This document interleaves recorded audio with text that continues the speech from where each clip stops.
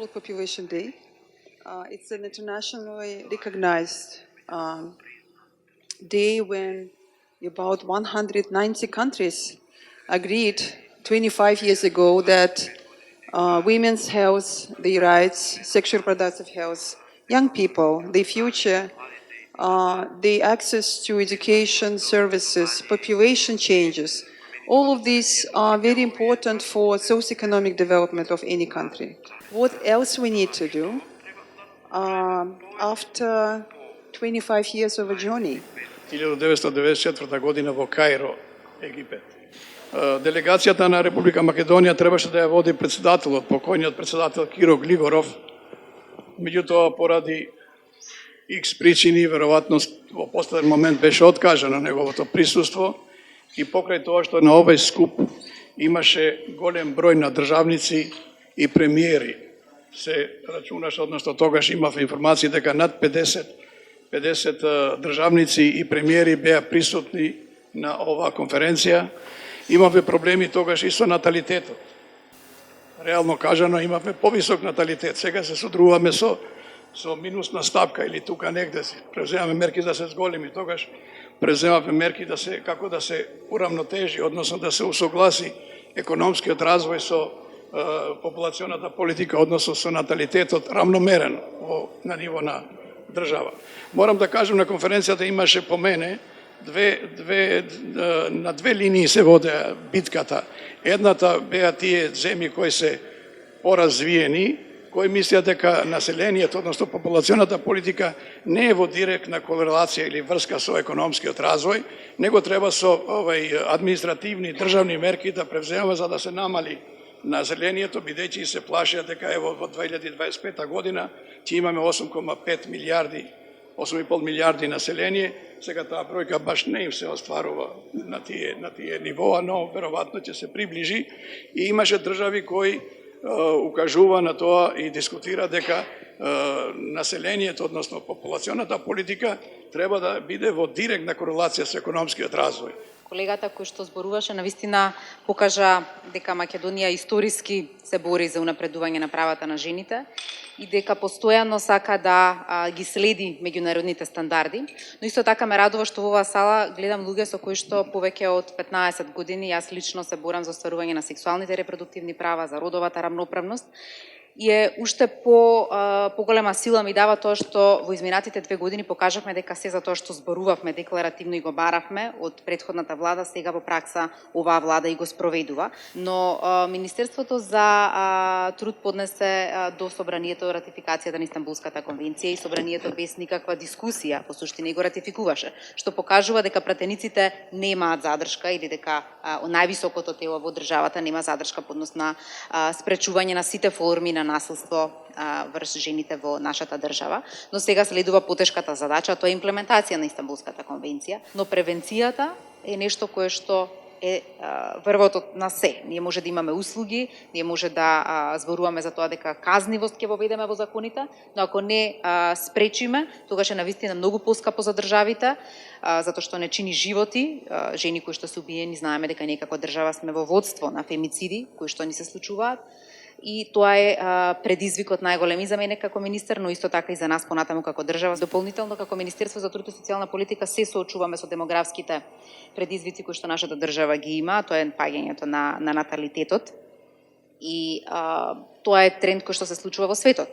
И не е дека тоа само ние го следиме и се трудиме да го подобриме во нашата држава, но со оние радикални мерки кои што беа претходно превземани и позиционирање на улогата на жената повторно во домот и спречување на еманципацијата не е решение за современиот свет, ни подразно. Гледаме дека најдобри резултати даваат скандинавските модели, каде што се флексибилното породилно отсуство кое што го работиме како министерство и како влада, и се надевам дека скоро во законот за работни односи ќе најдеме можност за флексибилитет и како и мажот и жената или мајката и таткото да земат дел од породилното отсуство, затоа што жената која што се чувствува загрозена или го чувствува својот кариерен развој како загрозен, може да одлучи да не роди второ дете.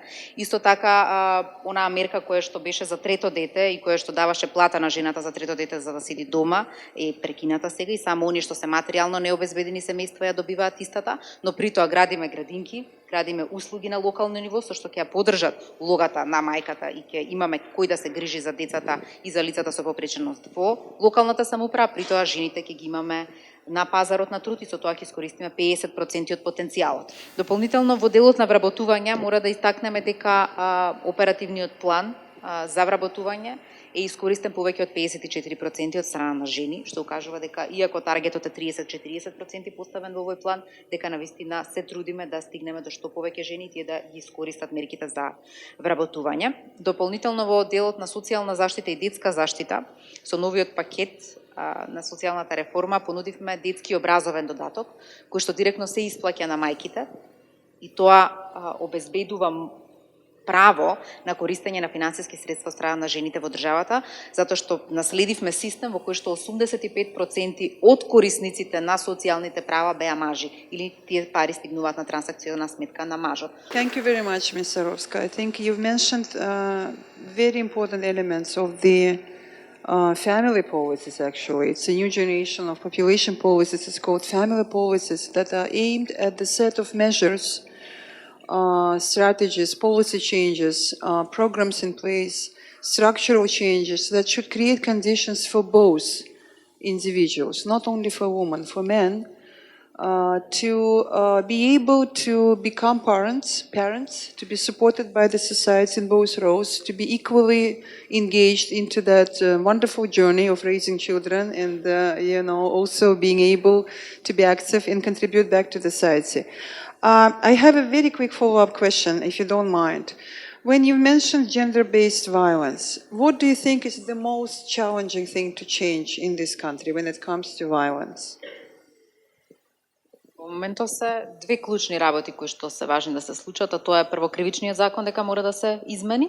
Една работа и втората работа е развојот на услуги, затоа што ако имаме законодавство, а при тоа немаме поддршка од државата, не може да добиеме никаков ефект. Во 2010 година у нашата земја е донесена стратегијата за сексуално и репродуктивно здравје. Ние за прв пат со помош на UNFPA лани у 2018 година донесовме акцијски план. Прво направивме пресек на тоа што е до сега направено, што треба да се направи, што можеме да го направиме у рамки на овој краток период, од една практично неактивна стратегија се активиравме на повеќе полиња, нешто што може да предонесеме ние од страна на секторот здравство и сметам дека навистина придонесеме. Морам на почетокот да ја спомнам одличната соработка со UNFPA за нас навистина горлив проблем кој што го поставивме како приоритет на почетокот на минатата година, тоа беше новороденечката смртност. За прв пат направивме мечирање на фондовите и подпишавме договор за едукација и сметам дека за навистина краток временски период се постигна навистина добри резултати заради тоа што смртноста падна за 7 до 8% поени. Кога збориме за акцијскиот план, се осврнавме на неколку работи. Прво, сексуално и репродуктивно здравје кај адолесценти и кај млади. Тука работевме на пристапот и на квалитетот на здравствена заштита, одржување на ниска ХИВ преваленца и намалување на несаканите бременности. Сериозно и долго време минатата година работевме на новиот закон за абортус, еден отворен и инклузивен начин, слушајќи ги советите и барањата на сите на стейкхолдери, повторно со граѓанските организации, стручните здруженија на гинеколози, представниците на гинеколошката клиника како врвна установа од оваа проблематика во нашата земја. Сметавме дека е законот претходен навистина рестриктивен. Се донесе либерален закон во кој што волјата на жената е ставена на прво место, се задржаа сите од медицински аспект гледано сигурностни, да кажам, овој постапки и процедури за безбеден абортус, можноста за консултациите на експертите, гинеколози, размената на мислењето. Во рамки на препознавање на жртви од родово базирано и сексуално наследство се отворија 3 центри во соработка со UNFPA и гинеколошка акушерската клиника, понатаму болницата во Куманово и во болницата во Тетово. Секогаш е тешко во наши услови кога треба да се имплементира нешто ново, бара мултисекторски пристап треба да се стимулира од луѓето, да има доза на ентузијазам, меѓутоа успеавме да ги промовираме и соповите и да ги тренираме и едуцираме луѓето и сега тие центри се функционални и продолжуваме со нашиот план да такви центри се отворат и во други болнички установи во нашата земја. За мене лично не само 94-та е важна заради тоа што јас сум роден, туку и заради тоа што е донесена програмата за акција на SCPD, која што вели дека поединецот со своите права и потреби е основната цел за развој. Докато се повикаме на ова, тоа значи дека сите ние подеднакво треба да допринесеме во развојот. Кога зборуваме за бенефити, мораме да бидеме свесни дека младите се една од најранливите категории и тука ги вклучуваме сите, без разлика пол, род, попреченост, етникум, националност и така натака. Тоа што треба да го планираме и да размислуваме во насока е да ги вклучиме младите во планирање, имплементација и евалуација на развојните програми кои што ги креираме.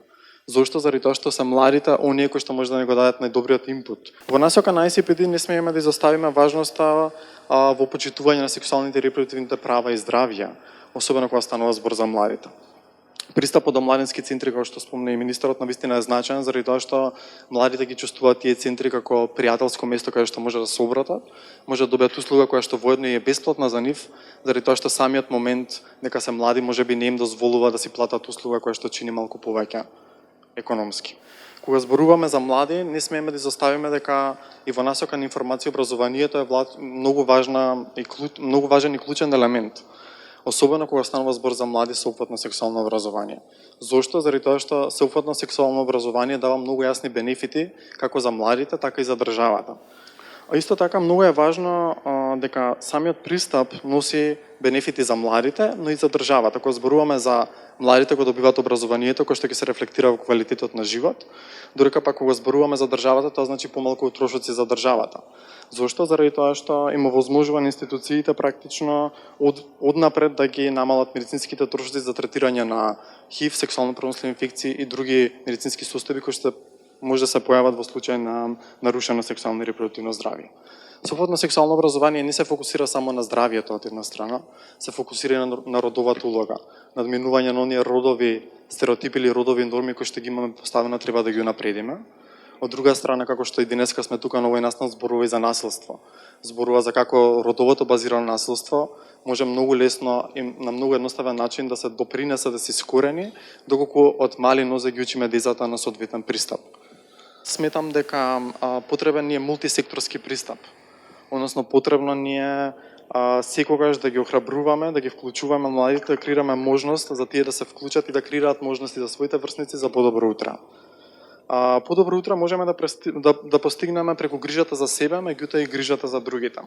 Тоа значи дека треба да се погрижиме никој да не биде изоставен, односно кога ги креираме сите програми, сите поволности, сите мерки кои што ги креираме за да имаме подобро утро денес, треба да бидеме свесни и да планираме за сите подеднакво. Тоа подразбира дека треба да ги вклучиме еднакво мажите и жените, лицата со попреченост, лицата со различна сексуална ориентација, со родов идентитет и така натака.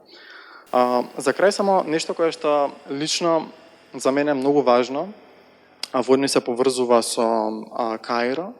Има една афричка поговорка која што може да не биде водилка на сите кога станува збор за каде движиме, а таа ако сакаме да одиме брзо, одиме сами, меѓутоа ако сакаме да одиме далеку, одиме заедно. Although we're here to celebrate the United Nations World Population Day, which is important to us all, it is relevant to UNFPA mandate, but we're here as a UN family. I mean, we have UNHCR, IOM, UN Women, we have other UN agencies here precisely because the agenda of gender, sexual-based violence, and girls' and women's rights is a universal value for the United Nations.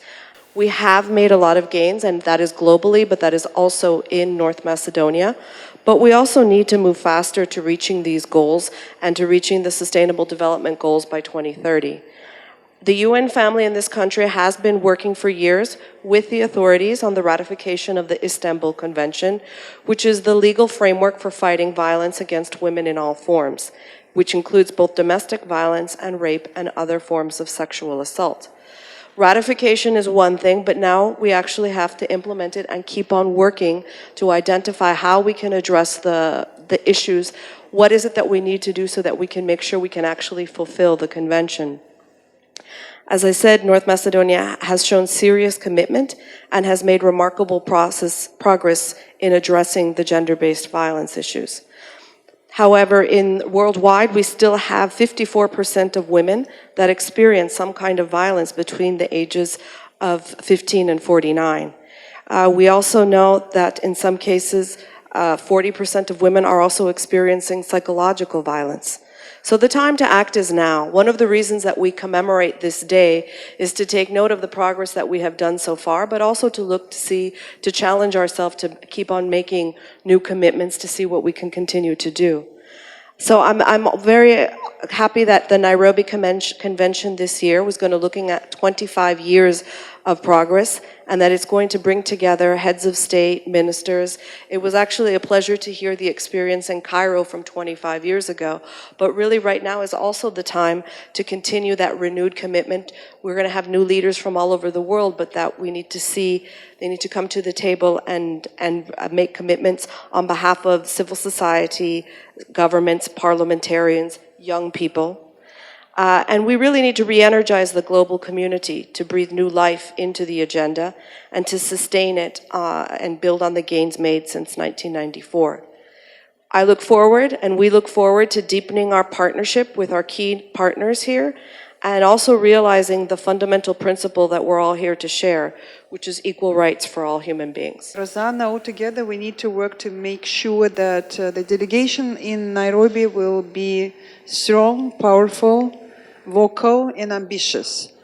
A lot has been done since 1994, but there are areas where more progress is expected, especially in relation to gender roles, social norms, young people. And I think if we can manage to strengthen our commitment, support it with the political will, with strong partnership, with financial investments, this country has a bright future, and all together we can help it happen. Thank you so much for your participation.